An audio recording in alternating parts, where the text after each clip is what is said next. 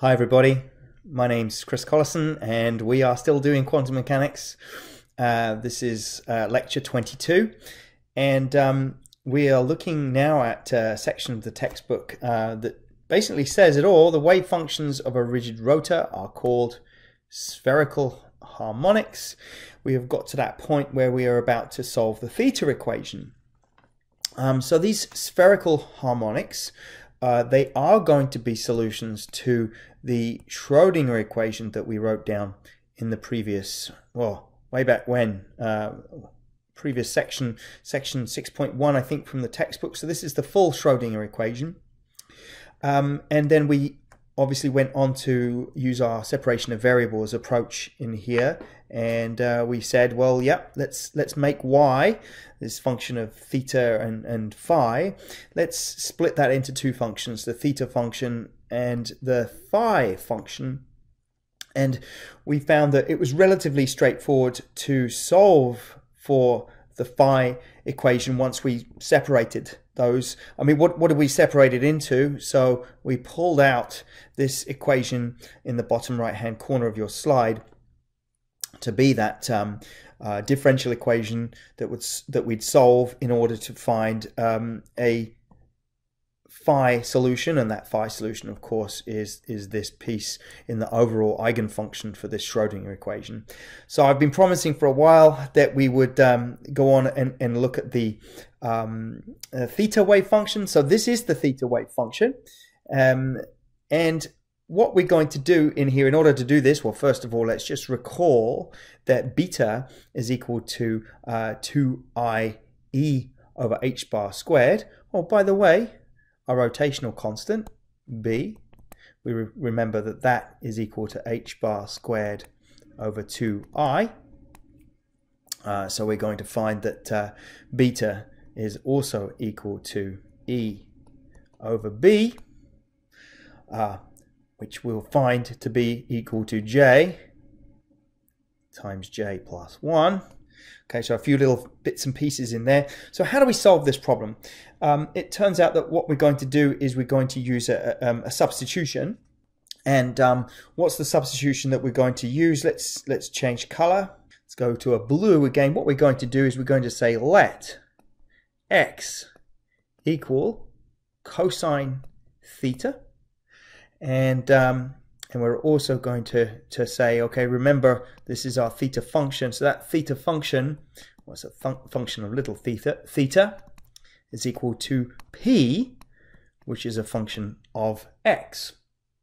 What else can we say in here? Well, let's just remember for a second that, of course, we are looking at the theta function in here.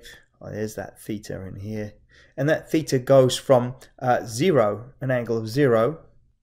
0 is less than equal to theta, and theta is less than equal to pi.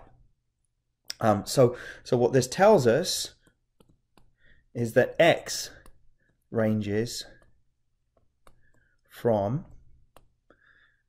plus 1, because cosine theta is plus 1, all the way to minus 1. So those are our limits. What else can we say just from trigonometric identities, right? We know that sine squared theta, so this will become important shortly, is equal to 1 minus cosine squared theta from our trigonometric identity that cosine squared theta plus sine squared theta is equal to 1. What else? We can take the derivative, right? So we can do dx by d theta, that's easy. It's equal to minus sine theta. That, of course, means that, well, dx will be equal to minus sine theta d theta. What else? Well, actually, d theta is going to be equal to dx over minus sine theta. So that's going to come in handy as well. So what we're going to start to do, first up, what we're going to do is we're going to replace all these theta functions in here. Okay, so we want to replace all these thetas, okay, with the p in here. Okay, so let's do that. what else are we going to do? And we're going to probably do this in the same step. We're also going to let's also substitute for the d theta. Let's substitute for this piece in here, as well as substituting here. Okay, so that's what we're going to do first in red. So okay, we've got a theta term on the bottom, so we're going to end up with sine theta on the top, and we're going to have capital P of x on the bottom, and we've got a d by d theta. Oh, we need to change that, right? So d theta is equal to dx over minus sine theta. So we'll put the dx in here. But now that means we've got to multiply by minus sine theta on the top. So we're going to have a minus, and we will make this minus sine squared theta. And now inside the brackets, again, we've got a sine theta already in here. We need to replace the theta with a p. So we've got dp of x in the top here. Oh, and now we did have a d theta in the bottom, so now we're going to have to replace that with a dx. So we've got our dx, but of course we've got now the minus sine theta in here, so we're actually going to add a minus sign in here, and again that becomes minus sine squared theta, right? So I'm doing it kind of all in one step, and now the rest becomes fairly straightforward. Beta sine squared theta equals m squared. Okay, so that's the first step. Now what we're going to do is we're going to swap. So that was first. So second, let's put it in here. Second, we're going to swap out the sine squared theta for 1 minus x squared, right? And that's actually 1 minus x squared in here. So sine squared theta is equal to 1 minus x squared. So let's have a look and see what we get. We've got this minus sine squared. You know what? Let's actually recognize that the two signs, the two minuses kind of cancel. So we're going to actually end up with a positive now as a result of that. Goodness me, changing everything around in here. So we're going to have a plus at the front. So when we replace the sine squared theta, let's put our plus in here, and we're going to now replace that for 1 minus x squared over p of x. Okay, d by dx. And then again inside the brackets there, we've got our 1 minus x squared dp of x by dx. And last, we've got this third term over here, right? So we've got, let's write this down, plus beta. And now that's 1 minus x squared. And that's equal to m squared in here. Okay. So what we're now going to do, we're going to simplify throughout. Third, I guess, is we're going to multiply by p of x over 1 minus x squared. And so, you know, really when we think about this, actually this first part is going to cancel, right? So we're going to cancel this term in here, and we're going to end up with d by dx 1 minus x squared dp of x by dx.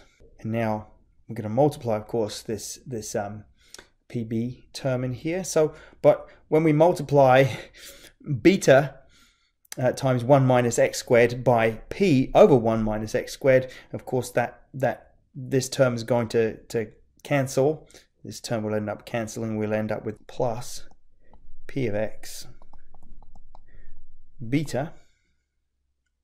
And then actually what I'm now going to do is I'm going to bring the m squared over the other side. So it would be minus m squared, but we're going to multiply that, of course, by the p of x over 1 minus x squared term, m squared, and we're going to make that all equal to 0. So let's take a look at this expression on the next slide, and we'll get to a point. We're going to do a little bit of take some derivatives in the next slide.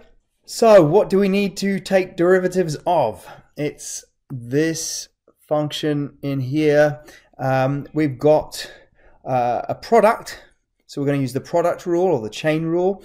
We've got a 1 minus x squared term in here, and we're multiplying that by the derivative of p with respect to x. So let's apply that chain rule right now. The first thing we're going to do is just effectively rewrite the 1 minus x squared. So we're taking that function. Now we're multiplying it by the derivative of the second function. So that would give us our d squared px by dx squared. Okay, and now, okay, so we're going to plus is actually we take the derivative now of this 1 minus x squared term in there, which becomes minus 2x, and then of course we end up getting just simply dp of x by dx in here. So that's just taking the derivative. Let's finish writing it all out. So p of x, factorize this too in here, so beta minus m squared over 1 minus x squared. That's equal to 0. So we also got to remember that with m is equal to 0, plus or minus 1, so these things don't go away, plus or minus 2. With this, what we now have, this kind of this hot mess up here, is actually called Legendre's equation.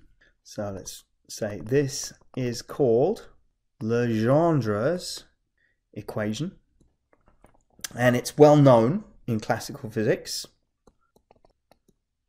and in terms of spherical coordinates. Let's put a little bracket back in there. So when it's solved, what do we know? We know that beta must equal j times j plus 1. Okay, put that in earlier in this particular lecture, with j being equal to 0, 1, 2, etc. And we know that the magnitude of m must be less than or equal to j. Okay, and I'm going to state in here that m is the magnitude of m if the solutions are to remain finite. Okay, so this is our Legendre equation. What are these solutions? Let's have a look in the next slide. So here is our Legendre equation, sort of on the top left of the page in here. I've rewritten it from the previous slide, and I've also made a statement in here about something we're going to call the Legendre polynomials themselves. So we've got the Legendre equation, and it turns out that when m is equal to 0, so we're going to consider the m equals 0 case first of all, the solutions are called the Legendre polynomials. So of course when n is equal to 0, the final term sort of disappears in those square brackets there. So let's take a look at some of these values. And the important thing here that I'm going to state is that these Legendre polynomials are going to be written in the following way. So you're going to see this j show up in here. So the j, for the j of course, is going to go from 0, 1, 2, etc. And of course m, we know, is equal to 0, plus or minus 1, plus or minus 2, all the way up to plus or minus j. But most importantly, again here, just to repeat, okay, so in the particular case, for this situation here, for the particular case where m is equal to 0, it's these solutions that are called the Legendre polynomial. So m is equal to 0. In this case, j is going to be the subscript. So when j is equal to 0, our first Legendre polynomial is simply equal to 1. So let's mix up the colors here a little bit. So when j is equal to 1, the Legendre polynomial is equal to x. When j is equal to 2, the Legendre polynomial is equal to 1/2 times 3x squared minus 1. What we're going to find is that the leading term has, well, let's just write it as is going to be equal to x to the j. Okay, so we'll see this. So what do we expect now for P3? We expect that leading term to be an x cubed term. And what we're also going to notice is that there is a fraction usually in front. So this is going to be 5x cubed minus 3x. P4 of x is equal to 1/8 35x to the 4 minus 30x squared plus 3. So what else can we notice about these? So what we're going to notice is, let's just make sure we note here that the subscript is the value of j. I'm also going to state that if j is even, then the function is even. And if j is odd, then the function is odd. These are all orthogonal. So when we multiply one of these, well, when we put this in the orthogonality condition, let me write that down. Remember our limits for x in here.